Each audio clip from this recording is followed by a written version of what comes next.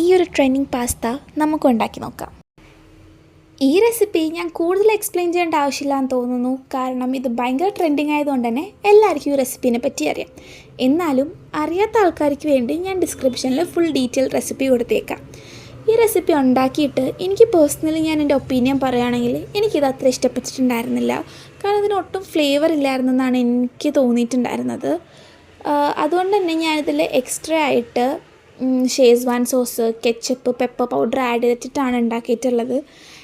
ഇത് may be because ഞാനെടുത്ത measurements തെറ്റായിരിക്കാം, ഇല്ലെങ്കിൽ ഞാനിവിടെ കാഷ്നട്ടിന് പകരം പനീർ എടുത്തത് കൊണ്ടും ആയിരിക്കാം. എനിക്കറിയില്ല എന്താണ് ഇവിടെ തെറ്റ് പറ്റിയെന്ന്. If you guys know please let me know. ഇപ്പം നിങ്ങളൊരു ട്രെൻഡിങ് റെസിപ്പീസൊക്കെ ഫോളോ ചെയ്യുന്ന കൂട്ടത്തിലാണെങ്കിൽ ഇത് നിങ്ങൾ ട്രൈ ചെയ്യുമോ ഇല്ലയോ എന്ന് do let me know. So thanks for watching.